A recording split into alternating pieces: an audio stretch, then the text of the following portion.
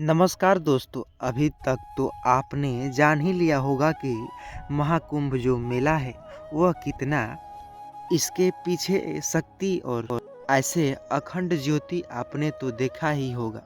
लोगों के मुख से सुना भी होगा कि यहाँ सारे पाप मिट जाते हैं। शायद यह 144 वर्ष में एक बार आने वाला है और यह एक जो कि 2025 में आया हुआ है। पर क्या आप जानते हैं जो इस दिन जो कि इस बार 2025 में जो कुंभ मेला नहीं जाएगा उसके साथ क्या होगा, विनाश होगा या फिर क्या होगा? आइए जानते हैं पूरी सच्चाई के साथ। यकीन मानिए, अभी तक आपने अनेकों वीडियोस देख लिया होगा लेकिन यह वीडियो हटके है, क्योंकि अभी तक इस जो कि महाकुंभ लग रहा है इसकी काफ़ी जानकारी आपको हो गई होगी। चलिए एक कहानी के माध्यम से पूरी विधिवत से समझेंगे, क्योंकि कहानी के माध्यम से बताने से लोगों को जल्दी समझ में आता है। साथ ही चैनल पर नए होंगे सब्सक्राइब करिएगा, लोगों के पास शेयर ज़रूर करिएगा। चलिए कहानी के तरफ चलते हैं। अक्सर महाकुंभ मेला भारतीय संस्कृति और अध्यात्म का सबसे बड़ा उत्सव है। यह हर 12 साल में गंगा, यमुना और अदृश्य सरस्वती के संगम पर आयोजित होता है। ऐसा माना जाता है कि इस मेले में स्नान करने से जीवन के सभी पाप मिट जाते हैं और मोक्ष की प्राप्ति होती है।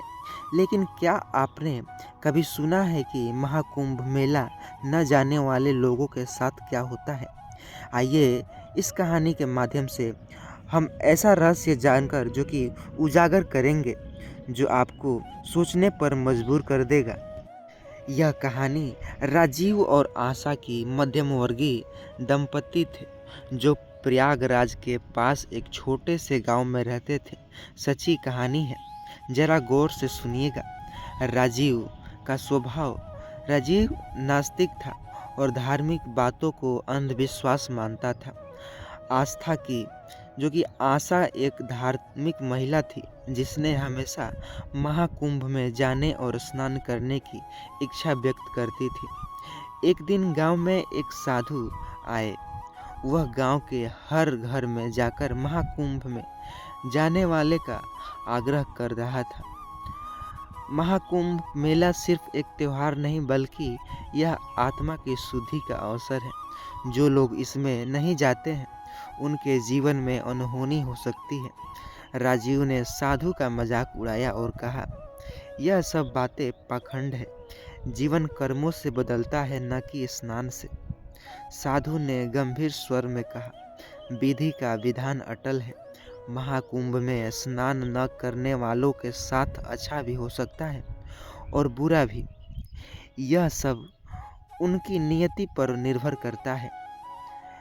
2025 का महाकुंभ मेला शुरू हो चुका है। लाखों श्रद्धालु संगम तट पर स्नान करने के लिए पहुंच चुके हैं। आशा ने राजीव से महाकुंभ में जाने का अनुरोध किया। राजीव इनकार कर दिया। राजीव, तुम जाओगी तो घर का काम कौन करेगा? और वैसे भी हमारे पास इतना समय और पैसा नहीं है कि हम महाकुंभ जा सके। महाकुंभ के पहले सप्ताह ही राजीव के खेतों में एक भयानक आग लग गई। पूरी तरह जो कि फसल जलकर खाक हो गई। आशा ने कहा, यह अनहोनी शायद साधु की चेतावनी थी। हमें कुंभ मेला जाना चाहिए। यह सिर्फ एक दुर्घटना थी, इसे धर्म और गलत तरीके से जोड़ना। कुछ दिनों बाद राजीव के बड़े भाई की अचानक देहांत हो गई। यह सब कुंभ मेला न जाने का कारण हो रहा था। कृपया हमें संगम तट पर स्नान करना चाहिए। राजीव का क्रोध अब अटूट था। यह बकवास सब बकवास की मौत जीवन का एक हिस्सा ही तो है। महाकुंभ के अंतिम राजीव को एक विचित्र सपना भी आया। सपने में देखा कि संगम तट पर देवता और ऋषि स्नान कर रहे हैं। एक प्रकाश गूंज रहा है जो कि उसकी ओर बढ़ रहा है। प्रकाश में आवाजें अजीब सी सुनाई दे रही थी। महाकुंभ आत्मा की शुद्धि का अवसर है, जो इससे नकारात्मक और ईश्वर की कृपा से वंचित हो जाता है। राजीव की तुरंत नींद खुलती है। उनका मन जो कि उसका मन बेचैन था, उसने तुरंत आशा को जगाया और कहा, हम तुरंत प्रयागराज चलेंगे। महाकुंभ की यात्रा करने लगे। राजीव और आशा जो कि संगम तट पर पहुंचे, स्नान किया और स्नान के बाद राजीव ने महसूस किया कि उसका मन शांत हो गया। महाकुंभ से लौटने के बाद राजीव का व्यवहार बदल गया। धार्मिकता की ओर झुकाव, उसने ईश्वर से विश्वास करना शुरू कर दिया। ईश्वर में विश्वास करना, उसका घर फिर से खुशहाल हो गया। कुछ महीनों बाद वही साधु फिर गांव आए।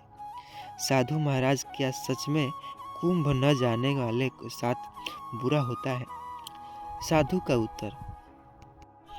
का उत्तर सुनकर कांप जाओगे।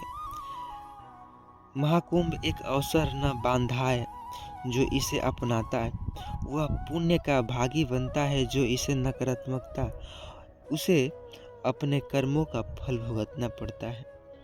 निष्कर्ष यह निकलता है कि महाकुंभ मेला न केवल धार्मिक आयोजन है, बल्कि यह आत्मा की शुद्धि और जीवन की नई शुरुआत का प्रतीक है। इस कहानी से शिक्षा मिलती है कि जीवन में आध्यात्मिक का स्थान बहुत महत्वपूर्ण होता है। महाकुंभ में जाना या न जाना आपके कर्मों पर निर्भर करता है, लेकिन इसकी महत्ता को नकारना खुद को आत्मिक ऊर्जा से वंचित करना है। अगर यह वीडियो आपको थोड़ी सी भी पसंद आई होगी, यह कहानी आपको दिल को छू ली होगी, तो इस अपने दोस्त की चैनल सब्सक्राइब करके और लोगों के पास, ये दोस्त मित्रों के पास, परिवारों के साथ इस वीडियो के शेयर ज़रूर करिएगा व्हाट्सएप के जरिए।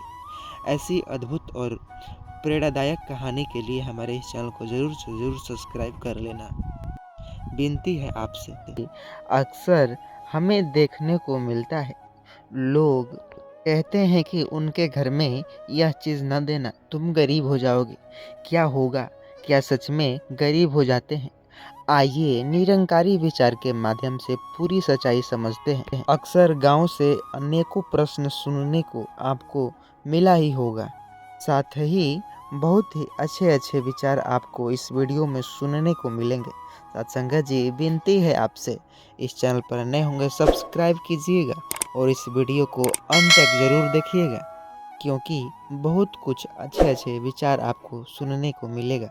आइए एक कहानी के माध्यम से पूरी विस्तार के साथ समझते हैं, जिसे समझने के बाद ही आप अनुमान लगा सकते हैं क्या हो सकता है क्या नहीं।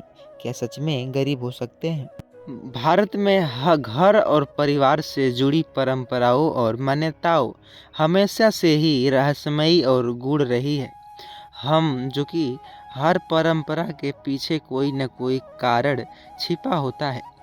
यह कहानी दीपक और नंदिनी की है, जिनके जीवन में एक अद्भुत रहस्य ने तब दस्तक दी जब उन्होंने अनजाने में अपने घर की 5 महत्वपूर्ण चीज़ें दूसरों को दे दी। इसके बाद उसके जीवन में ऐसा तूफान आया जिसने उन्हें गरीबी के गहरे दलदल में धकेल दिया। लेकिन जब उन्हें उस गलती का एहसास हुआ तो उन्होंने एक ऐसा उपाय खोजा जिनसे न केवल उनके जीवन को बदल दिया, बल्कि इसे एक प्रेरणादायक कहानी भी बना दिया। दीपक एक साधारण किसान था सत्संगत जी, जो अपने छोटे से गांव में रहता था। उसकी पत्नी नंदिनी धार्मिक और परंपराओं में विश्वास रखने वाली महिला थी। दीपक बहुत उदार और दयालु था। वह हमेशा दूसरों की मदद के लिए तैयार रहता था। नंदिनी ने कई बार उन्हें चेताया कि घर की कुछ चीज़ों जो कि ऐसी होती है जिन्हें किसी को देना अशुभ माना जाता है, लेकिन दीपक इन बातों को अंधविश्वास मानता था। एक दिन गांव की एक विधवा महिला जो कि दीपक के घर आई और उसने एक तुलसी का पौधा मांगा। नंदिनी ने कहा, तुलसी का पौधा हमारे घर की पवित्रता और समृद्धि का प्रतीक है, इसे घर से बाहर देना अशुभ होता है। लेकिन दीपक ने उसे की गरीबी देखकर तुलसी का पौधा दे दिया। कुछ दिनों बाद गांव के साधु जो कि दीपक से चावल दान करने की प्रार्थना किया। नंदिनी ने फिर मना किया और कहा, चावल घर की समृद्धि का प्रतीक है, इन्हें दान करने से लक्ष्मी नाराज हो जाती हैं। दीपक ने कहा, दान पुण्य का काम है, इसमें अशुभता कैसी, और उसके चावल दे दिए। दीपक की भतीजी ने उनसे झाड़ू मांगी क्योंकि उनके घर में झाड़ू टूट गई थी। झाड़ू घर की लक्ष्मी है, इसे घर से बाहर ले जाना दरिद्रता को बुलावा है, ऐसा नंदिनी कहती। उनका डर है। दीपक का विश्वास, छोटी छोटी बातों से डरना छोड़ो, इसे ले जाने दो। त्योहारों के समय दीपक ने गांव के एक अनजान व्यक्ति को घी का पूरा डिब्बा दान कर दिया। नंदिनी क्रोध, घी जो कि घर की समृद्धि का प्रतीक है, इसे ऐसे किसी को देना लक्ष्मी का अपमान है। दीपक की शांति, गरीब की मदद करना सच्चा धर्म है, दीपक कहता है। जो कि पांचवा है नमक। आखिर बार दीपक ने एक भिखारी को नमक का थैला दे दिया। नंदिनी का अंतिम चेतावनी, नमक रिश्तों और घर की मजबूती का प्रतीक है, इसे देने से घर की शांति भंग होती है। दीपक की दलील, तुम्हारी यह सोच केवल अंधविश्वास जैसी क्यों कर रही हो। दीपक और नंदिनी के जीवन में धीरे धीरे बुरे दिन आने लगे। अचानक उनकी फसल खराब हो गई, घर में झगड़ा होने लगा, पति पत्नी के बीच लड़ाइयाँ होने लगी। दीपक को कर्ज लेना पड़ा, लेकिन उसे चुकाने के लिए पैसे नहीं थे। एक दिन साधु उनके घर आया और उनसे पूछा, तुम्हारे घर की कौन कौन सी चीज़ें दूसरों को दे दी है। दीपक ने सारी बात बताई। तुमने घर की 5 महत्वपूर्ण चीज़ें दूसरों को देकर अपनी समृद्धि को बाहर जाने दिया है। साधु ने उन्हें सब कुछ उपाय बताया। तुलसी का पौधा वापस घर में लगाओ, चावल का दान बंद करो और घर की ज़रूरतें के लिए रखो। झाड़ू को हमेशा घर में पवित्र स्थान पर रखो। घी को केवल पूजा या प्रसाद के लिए इस्तेमाल करो। नमक को भी मुफ्त में न दे। दीपक और नंदिनी ने साधु के बताए अनुसार उपायों का पालन किया। धीरे धीरे उनके जीवन सुधरने लगे। फसल अच्छी हो गई, घर में शांति, झगड़े भी कम, कर्ज चूक गया और फिर से खुशहाल हो गए वो लोग। यह निष्कर्ष निकलता है इस कहानी से कि घर की कुछ चीज़ों न केवल भौतिक महत्व रखती है बल्कि उनकी आध्यात्मिक ऊर्जा भी होती है। इन्हें बिना सोचे समझे दूसरों को देने से घर की समृद्धि और शांति जो कि प्रभावित हो सकती है। सिर्फ दान करने से पुण्य नहीं मिलता, बल्कि सही समय और सही चीज़ का दान करना ही धर्म है।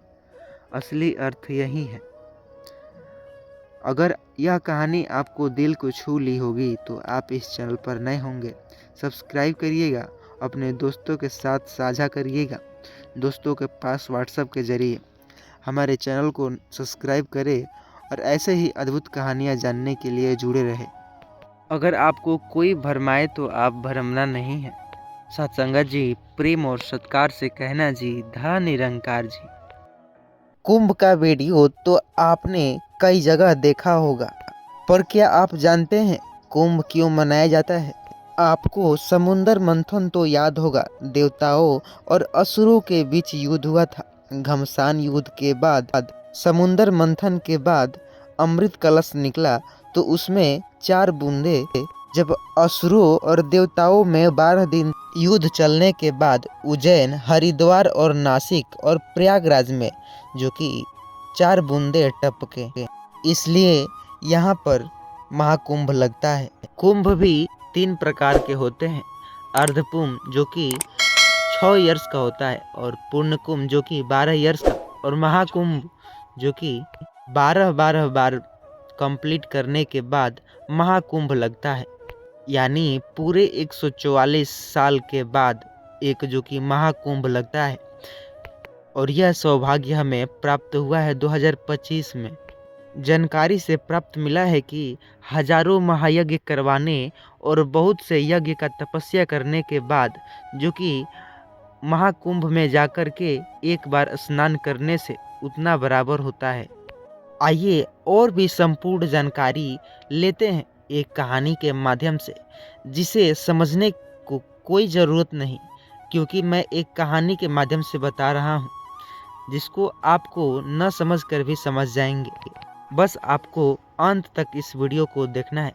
प्रयागराज का महाकुंभ मेला जो इस बार 2025 में आयोजित हुआ है, न केवल करोड़ों श्रद्धालु को संगम स्नान के लिए आकर्षित कर रहा है, बल्कि इसमें एक ऐसा रहस्य भी छिपा था जो अब तक की किसी ने नहीं जाना था। यह कहानी उस रहस्य की है जो सदियों से गंगा, यमुना और अदृश्य सरस्वती के संगम में छुपा हुआ है, और जिसे खोलने की और कुंजी एक अनजान युवक आरव और एक साधारण लड़की रिधिमा के हाथों में थी।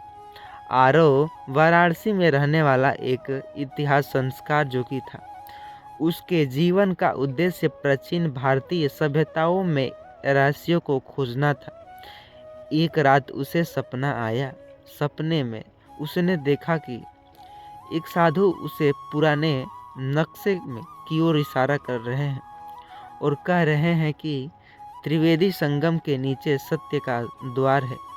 इसे केवल वही खोल सकता है जो सत्य और धर्म के मार्ग पर चलता हो।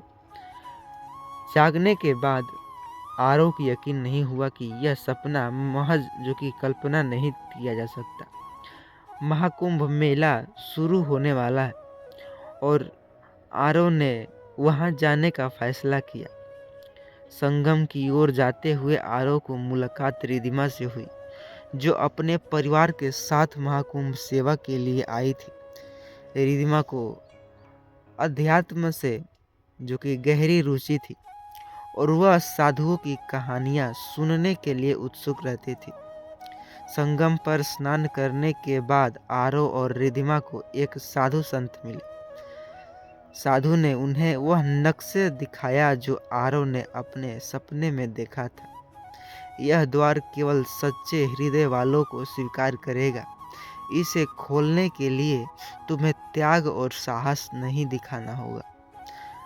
साधु ने उन्हें बताया कि संगम में गहरे पानी के नीचे एक गुफा है, जिसमें प्रवेश करने से सत्य का द्वार खुलेगा। उन्होंने कहा कि यह गुफा तभी खुलेगी जब सूर्य की पहली किरण गंगा के पानी पर पड़ेगा और सही मंत्र उच्चारित करेगा।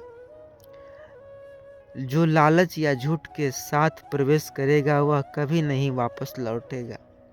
आरव और बुद्धिमानी जो कि रिधिमा ने गुफा में प्रवेश किया। वहां एक अदृश्य अविश्वसनीय था, जो कि गुफा की दीवारें पर अद्भुत चित्र और प्रतीक बने हुए थे जो ब्राह्मण और जीवन के रहस्यों को दर्शाते थे। गुफा के केंद्र में एक विशाल द्वार था, जिसके ऊपर संस्कृत में लिखा था, जो सत्य की खोज करेगा वहीं इस द्वार पर पार करेगा। आरव की जो कि परीक्षा शुरू हो गई। उसे अपने अतीत के सभी पापों और गलतियों दिखाए गए। वह यह स्वीकार किया कि उसने हमेशा अपने ज्ञान को दूसरों से श्रेष्ठ समझा और कई बार दूसरों की मदद करने में विफल रहा। रिधिमा की परीक्षा आई। उसने अपने जीवन की कठिनाइयों और अपने भीतर का डर देखने की आवश्यकता जो की थी। उसने स्वीकार किया कि वह कई बार उसने अपने सपनों से भागी थी। प्राचीन ग्रंथ में द्वार के अंतर जो कि एक प्राचीन ग्रंथ था, जिसमें लिखा था, सत्य, प्रेम और सेवा की ही मानवता का 3 स्तंभ है। जो इन पर चलेगा वही सच्चा ज्ञानी कहलाएगा। ग्रंथ ने उन्हें समझाया कि धर्म और जीवन का असली उद्देश्य लोगों की सेवा और एकता है।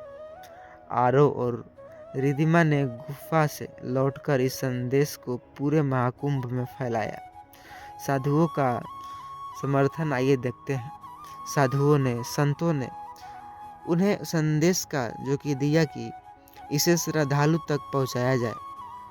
उनकी कहानी में सोशल मीडिया और समाचार चैनलों पर हलचल मच गई। यह संदेश रहस्यमयी और संदेशों केवल भारत की नहीं बल्कि पूरे विश्व को प्रभावित करता है।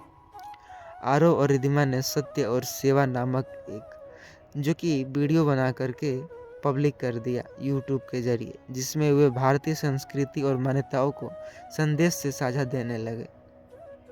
2025 का महाकुंभ मेला केवल एक धार्मिक आयोजन नहीं बल्कि यह सत्य और प्रेम है जो कि एकता का प्रतीक है। आरव और रिद्धिमा का योगदान जो कि उनकी कहानी ने लोगों को सिखाया कि धर्म केवल पूजन या कर्मकांड नहीं बल्कि इंसानियत की सेवा माध्यम है। सत्य, प्रेम और सेवा से बड़ा कोई धर्म नहीं। महाकुंभ 2025 में न केवल लाखों श्रद्धालुओं को आध्यात्मिक शांति दी बल्कि आरव और रिद्धिमा की खोज ने इसे ऐतिहासिक का एक अद्भुत आदेश जो कि आधार बनाया। अगर आप भी इस संदेश से प्रेरित हुए हो तो इस चैनल पर नए होंगे, थोड़ा सा भी वीडियो पसंद आई होगी, चैनल पर नए होंगे सब्सक्राइब करिएगा और इस कहानी को अपने जीवन में अपनाइएगा और साथ ही लोगों के पास शेयर ज़रूर करिएगा। ऐसे